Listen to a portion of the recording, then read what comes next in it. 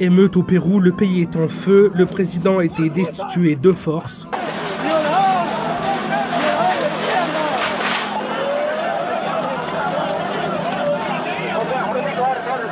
Se burlan de nosotros, votamos por la no bicameralidad y todavía tienen la conciencia de doblarse el congresista que no sirven para nada.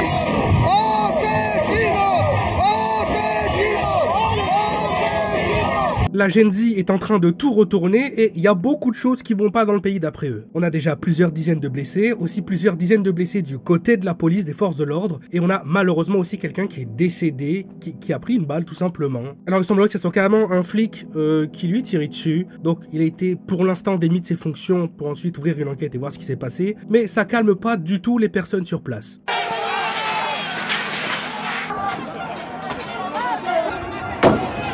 Et alors, à votre avis, quelles sont donc leurs revendications? Est-ce qu'on a le bingo habituel avec plus de pouvoir d'achat, moins de corruption? Bon, je vous le dis clairement, c'est la même chose que d'habitude, seulement pas dans le même ordre. Parce que là, en numéro 1, c'est clairement la corruption du gouvernement. Bah non, au final, c'était pareil en Indonésie et c'était pareil au Népal. Bon, bah, du coup, c'est exactement la même chose. Je vous préviens, si vous avez aucune idée de ce que vit le Pérou en ce moment et depuis plusieurs décennies, vous allez péter votre crâne, hein, parce que c'est vraiment ridicule. Faut savoir que la corruption au Pérou, elle atteint un niveau qui est tellement élevé, je pense qu'on peut même les mettre au niveau des pays en Afrique. Leurs 10 présidents, à la suite, hein, leurs 10 derniers présidents, depuis les années 80-90 en fait, tous leurs présidents sont tombés pour corruption et ont fini soit en prison, soit dans l'au-delà. Il y a eu Alan Garcia Pérez, corruption, il s'est fait péter. Ensuite, Alberto Fujimori, corruption, prison. Le président juste après, c'était Alejandro Toledo. Corruption, prison. Le président juste après, ça a été Alan Gracia, qui a refait un deuxième mandat du coup. Il est tombé pour corruption aussi, et il s'est boum. La personne qui l'a remplacé juste après, c'était Ollanta Humala. Corruption, et va sûrement finir là en prison. Du coup, quelqu'un est venu remplacer ce président. Il faut un nouveau président. C'était Pedro Pablo. Corrompu, prison. Bon, prison à la maison, parce que comme il est très vieux, de toute façon, il va pas aller bien loin.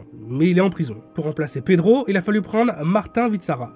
Corrompu et va probablement, après ces procès-là, finir aussi en prison. Donc là, c'est un autre Pedro qui vient le remplacer, Pedro Castillo. Corrompu, prison, voilà, il va péter aussi. Derrière, on a eu Dina, la première femme présidente, Dina Boluarte. C'est celle qui est au pouvoir jusqu'à il y a une semaine. Bon, elle va péter pour corruption massive aussi. Et à chaque fois, quand je vous dis corruption, c'est des sommes qui n'ont aucun sens et c'est des dossiers avec 40, 50, 60 charges différentes pour corruption. Bon, elle aussi, en plus de ça, il y avait des gens qui avaient manifesté quand elle est arrivée au pouvoir. Elle n'était pas trop d'accord que les gens manifestent. Du coup, suite à sa réprimandation avec les forces de l'ordre qu'elle a envoyées, il y a plus de 50 personnes qui sont mortes quand même. Le dernier cas de corruption qui est tombé sur elle, c'était il n'y a pas si longtemps que ça s'appelait le Rolex Gate. Bon, en fait, les gens ont commencé à s'apercevoir qu'elle avait beaucoup de choses qui coûtaient beaucoup d'argent sur les photos paparazzi, vidéos, mais c'était inscrit nulle part sur son patrimoine, hein, et des trucs qui valaient vraiment trop d'argent. Donc, pour la première fois hein, dans l'histoire, c'est quelque chose qui n'arrive pas normalement au Pérou, il y a la justice qui a décidé de s'en occuper. Ils sont arrivés chez elle, ils l'ont perquis le matin, ils l'ont soulevé comme on dit, et ils ont retrouvé chez elle des dizaines de montres Rolex, de bijoux Cartier, des trucs qui valent 50 000, 100 000 balles, et ça a été donc le Rolex Gate. Bon, elle a pété il y a une semaine. Et là, un nouveau président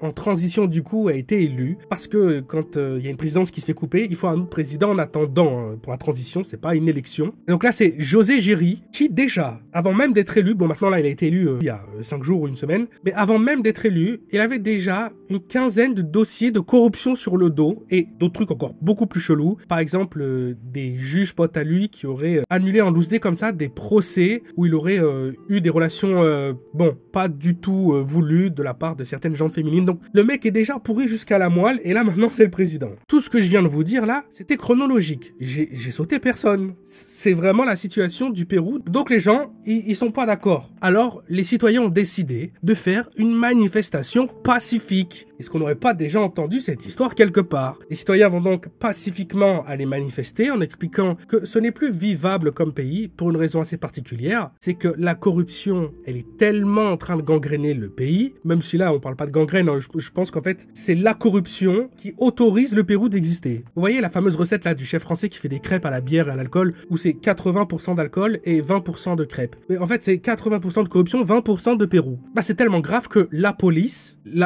en fait fait est un danger pour les citoyens. Les citoyens évitent la police, ils ne lui font pas confiance. La police elle-même, des fois, fait partie d'énormes trafics, de gangs. La police qui va aller chercher de l'argent auprès de commerçants, en fait, pour aller leur demander du blé en échange de protection. C'est la mafia, sauf qu'il y a écrit police sur leurs uniformes. Los jóvenes, incluso personas mayores, estamos aquí indignados por la inseguridad, delincuencia, sicariato.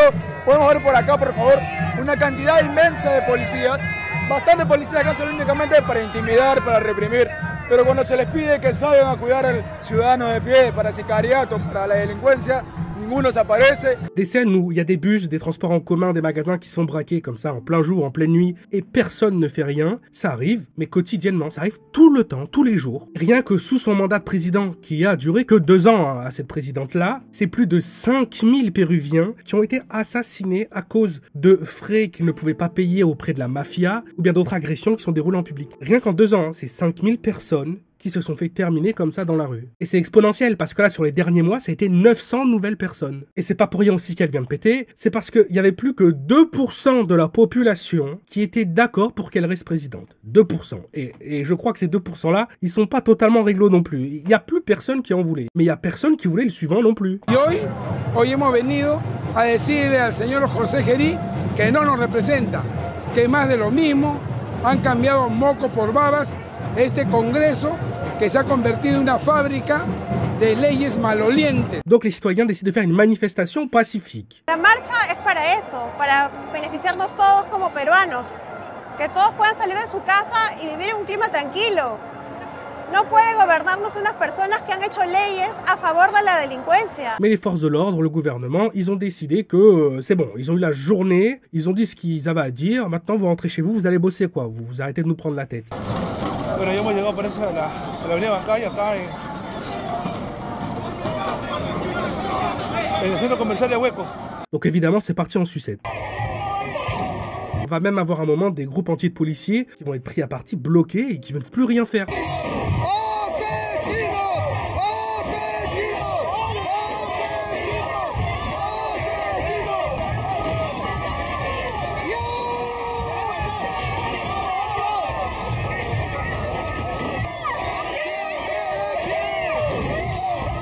Le plus triste dans cette histoire, c'est qu'il y a beaucoup de personnes, et si on regarde sur YouTube, sur Instagram, qu'on tape Lima par exemple, qu'on regarde des vlogs voyage du Pérou, il y a beaucoup de personnes qui vont montrer un pays qui est plutôt luxueux, qui est magnifique, et c'est vrai que ce côté-là, il existe pour la poignée de pourcents de personnes qui sont assez riches pour la vivre en fait. Mais le Pérou, ne serait-ce que même Lima, c'est aussi quelque chose de beaucoup plus triste, beaucoup plus grave. Et là, ils se sont tout pris dans la tronche en même temps. Premièrement, il y a une histoire de loi de pension qui est tombée où le gouvernement l'a dit à partir de maintenant, pour vos retraites, vous allez devoir souscrire à une retraite privée. Tous les mois, il y aura une somme à envoyer et tant pis pour vous, si tu payes pas, tu n'auras plus de retraite derrière. Le gouvernement qui décide ça, alors que 73% des citoyens au Pérou qui travaillent au black, qui n'ont pas de CDD, pas de CDI. C'est du travail au noir. Le coût de la ville, on va prendre par exemple Lima, il est d'environ 50% de celui de la France. Et il y a plus d'un tiers des citoyens qui vivent avec moins de 88 € par mois. Donc là, imagine maintenant à quoi ressemblerait la France si tout coûtait moitié moins cher. Par contre, t'as que 90 balles par mois pour vivre. Est-ce que tu penses que tu y arriverais?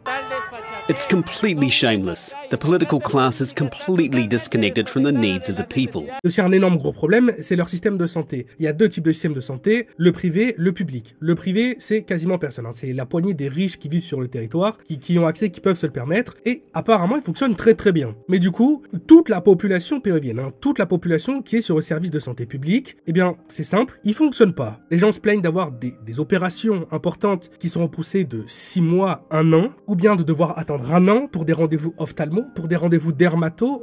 En fait, c'est un petit peu comme nous, non, je crois, là. Je vais vous raconter une histoire très courte qui, je vous promets, est 100% vraie, qui m'est arrivée là, vraiment. Vous allez halluciner. Fin 2024, je prends un rendez-vous chez un ophtalmo. En plus, c'est un truc, honnêtement, qu'il fallait pas trop laisser traîner. C'était pas simplement de vérifier si ma vue, elle avait bougé ou pas. Donc, je vais voir plusieurs ophtalmos, et tous les rendez-vous qu'on me donne, c'est pour début 2026. On est fin 2024, hein. Donc plus d'1 an d'attente. Je me rends compte que partout où j'appelle, c'est exactement la même chose, donc j'accepte. Voilà, tant pis, j'accepte. J'ai reçu un appel il y a 1 mois, comme quoi l'ophtalmo avec qui j'avais rendez-vous début 2026, est décédée de cause naturelle. Bon, c'est vrai qu'elle a été très vieille. Hein. Elle est plus là, quoi, elle est morte. Mais on m'a proposé un autre rendez-vous parce que sa fille reprend son cabinet, qui avait le même métier. Rendez-vous pour fin 2027. Mais c'est ballot tout ça. L'autre souci qu'ils ont au Pérou, c'est qu'il y a des milliards, hein, 5 ou 6 milliards, là je crois, pour les dernières années, à chaque fois, chaque année pour le système de santé, pour les hôpitaux. Mais la thune, il semblerait qu'il y en a beaucoup qui disparaissent quand l'argent il transitionne du gouvernement jusqu'aux hôpitaux, quoi. Il y a des médecins qui se plaignent que pour un énorme hôpital d'une très grande ville, il n'y a par exemple qu'une seule machine pour faire des scanners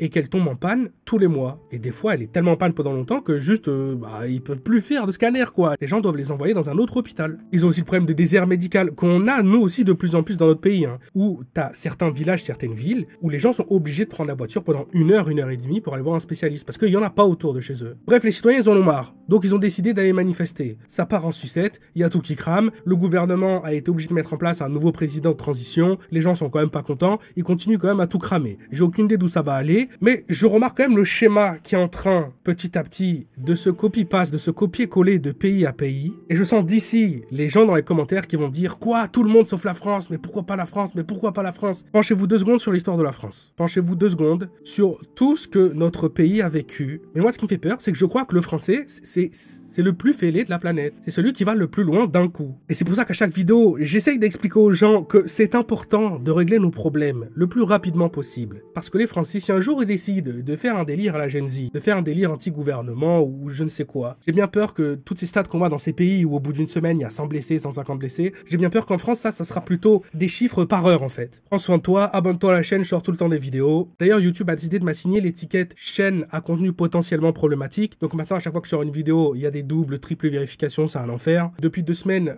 les vues de mes vidéos ont été divisées par 3,5 sans aucun souci. Donc c'est super important pour moi que tu t'abonnes à la chaîne, que tu laisses un commentaire, que tu la partages surtout, que tu la partages énormément sur les réseaux annexes. C'était Théo, peace out.